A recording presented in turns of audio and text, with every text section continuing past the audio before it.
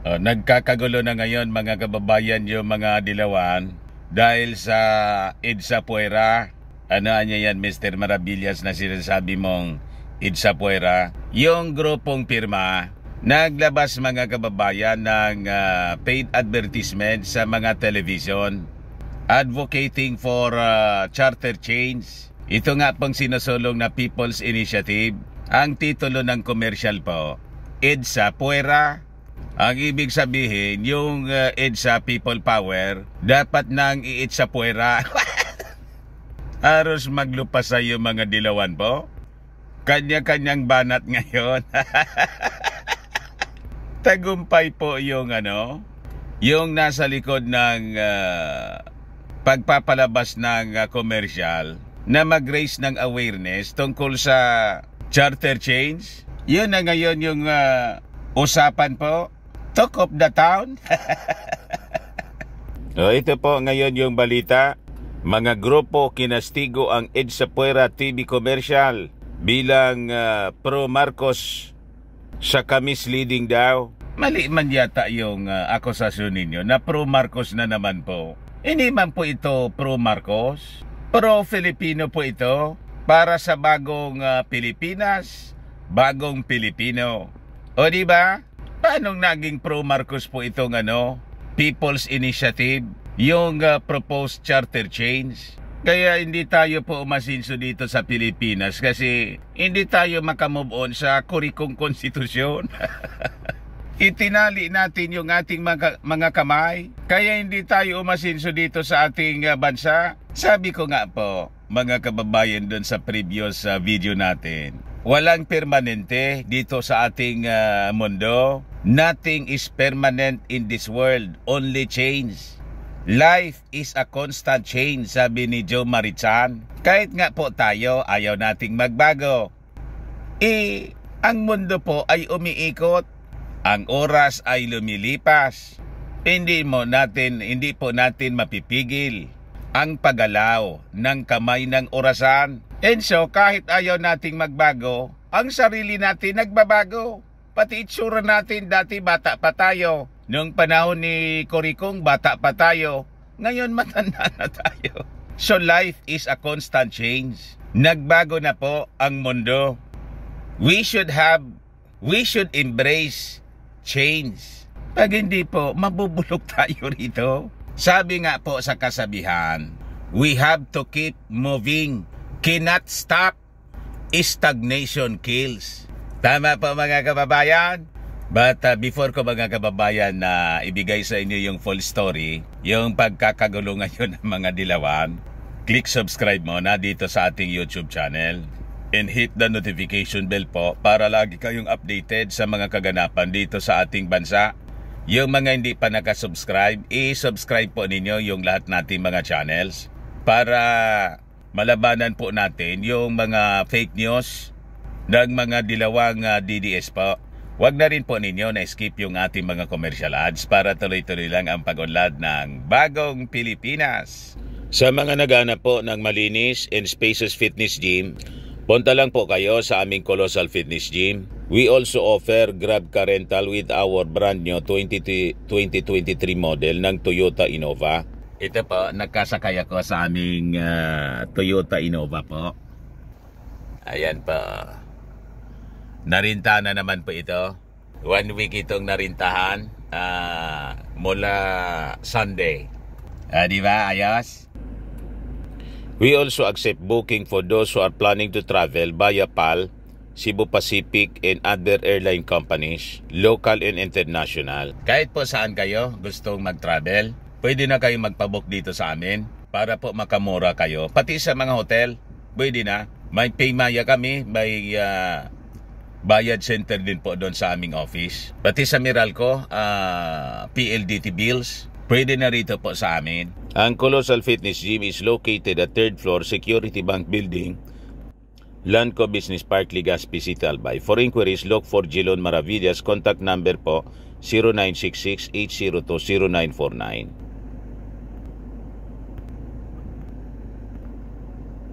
Ayos pa.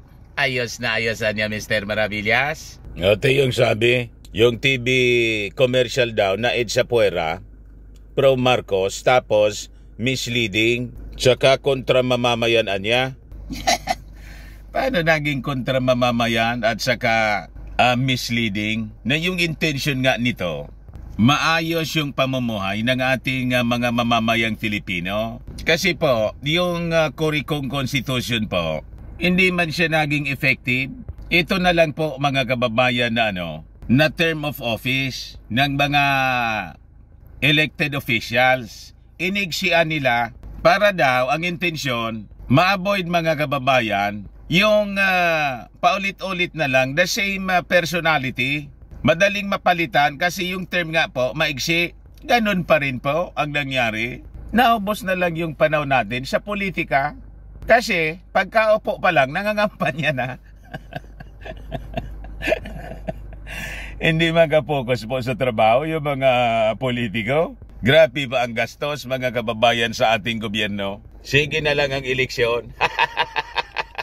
Diba? Yun ang nangyari sa atin po. 3 years yung term. So every 3 years, mag-eleksyon tayo. Kaya nga po sa barangay, several times pinapostpone. Kasi sunod-sunod, paka-local election, eleksyon na naman sa barangay. Ang gumagastos mga kababayan ng eleksyon sa barangay, yung mga mayors, congressmen. Nakita na ninyo? At saka, yung gustong i-cure dito mga kababayan, yung mga economic provisions po.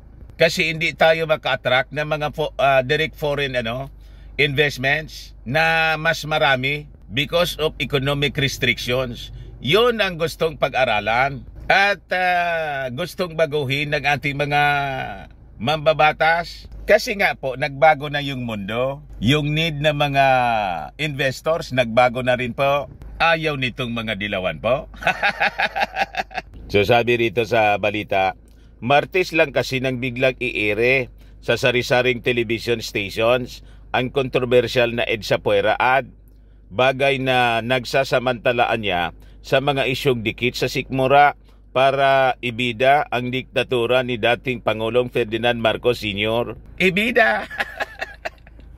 Kahit po hindi ibida, yung dating Pangulong Marcos Sr. po, bida man talaga yon. Wala pang makapantay sa achievement, accomplishments, mga nagawa ng dating Pangulong Ferdinand Marcos Sr. Pagsamasamahin pa mga kababayan, yung administrasyon ni Kurikong, ni Ramos, ni ERAP, ni GMA, ni Panot, pati ni Digong. More than 30 years mga kababayan, 36 years yung lumipas. Ini man lang po mga lahati.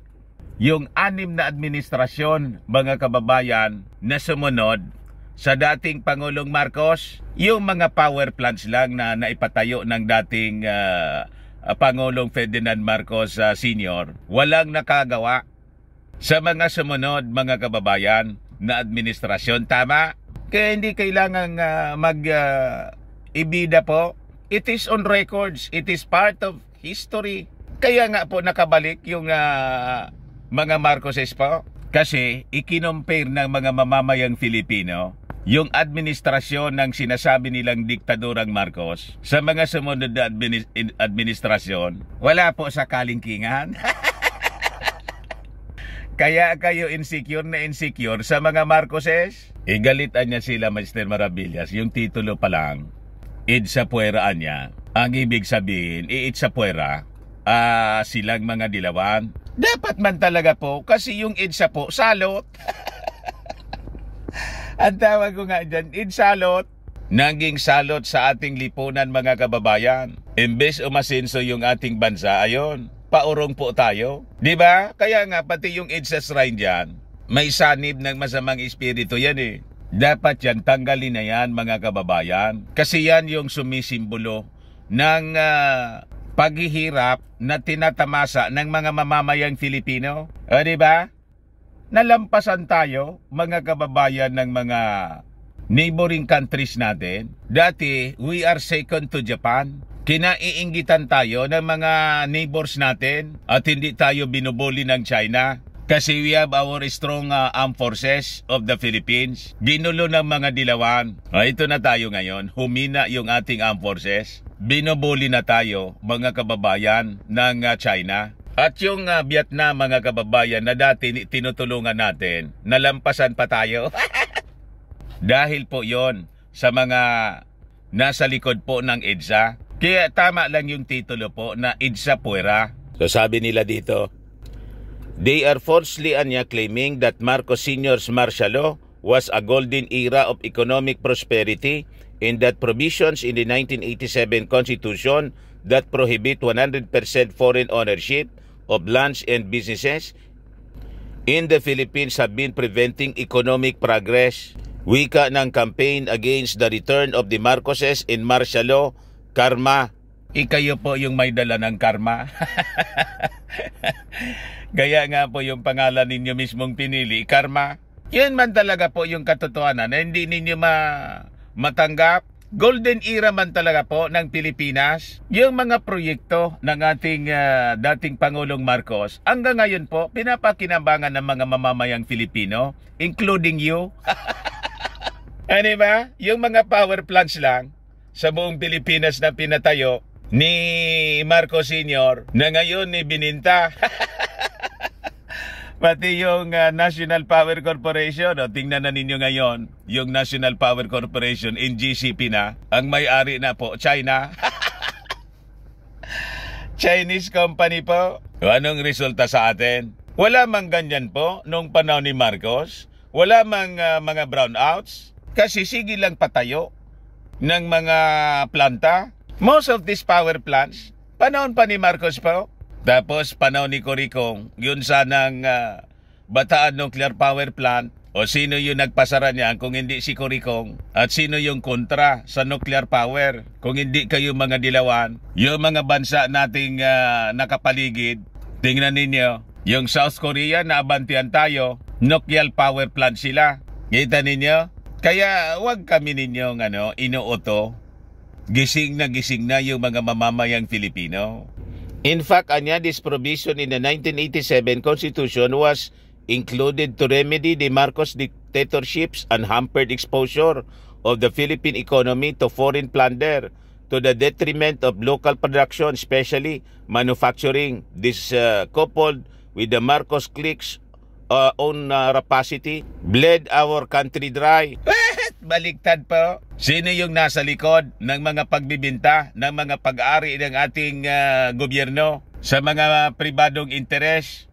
Privatization policy. Di ba nagsimula kay Coricong? Nag-full blast. Panahon ni Tabaco. Di ba sila yung nag-people power? Nag-aid sa people power. Kaya tama lang na aid sa puwera. Pati yung Petron Corporation, dati pag-ari ng gobyerno, pinagbibenta ninyo ng mga leaders na sumunod kay Marcos Sr. Sabi nila dito, sa ilalim ng Article 12, Section 10 ng 1987 Constitution, nililimitahan ang pamumuhunan ng mga dayuhan sa mga negosyo sa 40%. Kinakailangang 40% o 60% dito ay hawak ng mga Pinoy. Anong hawak ng mga Pinoy na sinasabi ninyo? Yun ba nangyari ngayon? Halimbawa, yung NGCP, 40% ang may-ari, yung Chinese controlled Energy Corporation. Yung 60% po na sinasabi ninyong Filipino, mga Chinese pa rin. Filipino-Chinese.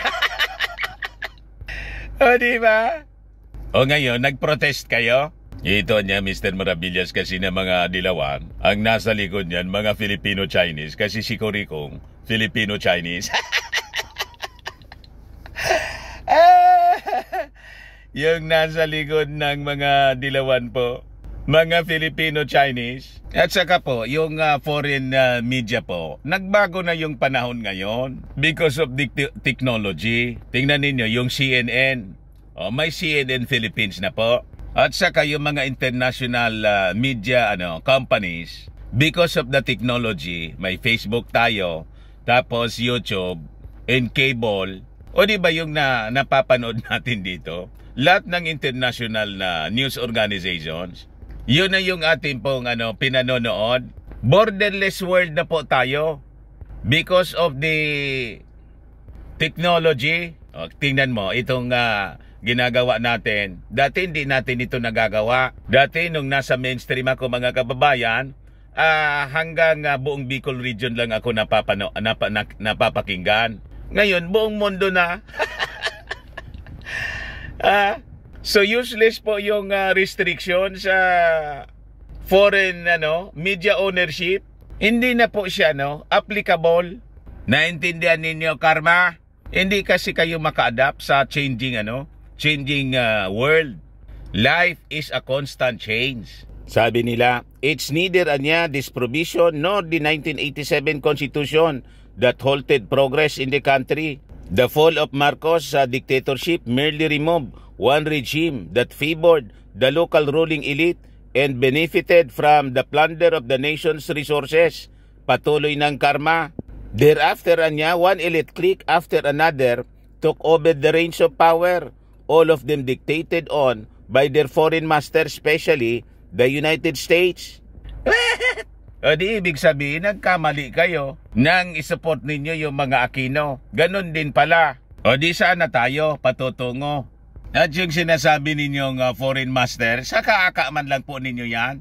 Kasi lagi kayong galit sa Amerika. Yung Amerika naman po, kaibigan natin. At mabuti nga, sumusuporta sa atin laban sa pananamantala ng China na nagsimula yung pananamantala ng China nang humina yung ating defense kasi pinalayas ninyo yung US bases dito sa ating bansa. Di ba?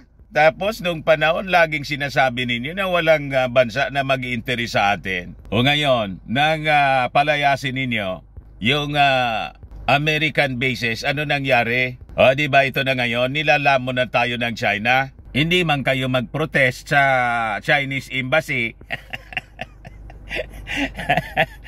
Di ba? So sabi rito, charter change is obviously a Marcos scheme. It is not only for term extensions, removal of the Senate through a unicameral system, and institutionalizing the opening up of the economy for foreign ownership. By linking it to Itzawan, the proposed Chacha is very much linked to historical revisionism and the project to exonerate the Marcos martial law crimes. Itong mga linya po ninyo, lumang tugtugi na. Wala na pong maniwala sa ganong mga narrative ninyo. Inaamag na po yung mga ganong argumento. Yung history ninyo, that is your history. That is your side of history. Yung pananaw lang ninyo yan. Yung mga Marcos supporters in the family, mayroon din silang kwento. At yung kwento na to, ito ngayon yung pinaniniwalaan ng mga mamamayang Filipino. Kaya nga po nanalo po si President BBM by landslide. Kasi yung kwento po ninyo, na-discover ng karamihan sa ating mga mamamayan, chismis man lang po, marites. Pero sabi dito sa balita, sa kabila nito, giniit ng kinatawan ng pirma na walang pondo mula sa kabanang bayan ng bayang nagamit sa paglikha ng nasabing komersyal. Anya, ginawa lang ang kampanya para makapag-raise ng public awareness para mapag-usapan ang People's Initiative para mapalitan ang 1987 Constitution. This is a private initiative. No public funds were disbursed. Paliwanag ni Jo Marie Basilia, legal counsel ng pirma sa panayam ng News 5. Nanggaling ito sa mga similarly minded people or group in the private sector who wants to walk with us in this journey or advocacy. Una nang pinalagan ng mga aktivista at mga progresibong grupo ang pagpayag sa 100% foreign ownership at investment sa dahilang nakatatapak niya ito sa soberenya ng Pilipinas. Sigang daldal ninyo ng soberenya ng Pilipinas, di man kayo nag-iingay sa activity ng China na nandun na sa Ayungin Shoal. Ayon naman sa Akbayan Party, hindi garantiya ang pagbabago ng konstitusyon sa pagkakaroon ng good governance at pagiging mahusay ng isang gobyerno. Kayo mga dilawan, binigyan na kayo ng napakahabang panahon na mamahala sa gobyerno. O di ba yung mga kaalyado niyo nagkaposisyon? Hindi man po yumaman yung Pilipinas, hindi man umasenso. Ganon pa rin, maraming mga mahihirap. Sige, daldal ninyo, wala man kayong alternative. Di ba? Dapat pag ikaw ay nagkritika, may alternative kayo na dapat na isulong. Wala man, sige man lang ang reklamo ninyo. Imbis anyang palitan ang saligang batas, mas mainam anyang sugpuin ang bilis ng pagtaas ng presyo ng bilihin, korupsyon at pagtatalaga ng mahusay na opisyalis ng gobyerno. Sige ang daldal ninyo. Di man kayo tumutulong para sa pag-produce ng maraming pagkain dito sa ating bansa. Ang ginagawa ninyo, sige lang ang organize ninyo ng mga grupo para mag-ingay laban sa gobyerno. Hindi man kayo nag-organize ng mga grupo para tumulong sa pag-produce ng pagkain, para makatulong sa pagbaba sa presyo ng mga bilihin. Di ba ang sikreto niyan? Increase production. Ang in-increase po ninyo yung ingay ninyo. Ang in-increase ninyo yung pagre-reklamo, araw-araw na nagre-reklamo. Dagdag ng akbayan, mas mahalaga sa mga Pilipinong durugin ang mga political dynasties, pagpapanagot sa mga nasa likod ng extrajudicial killings at mga mandarambong. Ano itong mga kaalyado ninyo na political dynasties? Ang daming dilawan na political dynasties. Ina-accuse ninyo yung mga Marcos ng political dynasties na lahat na lang sa pamilya, nasa gobyerno. Marcos Romualdez, doon sa Ilocos, gobernador, congressman, presidente, senador. Si Aquino, ganun din, di ba? Kaalyado ninyo. Si Coricong, nagpresidente. Yung anak, nagpresidente. Yung bayaw, nagsenador.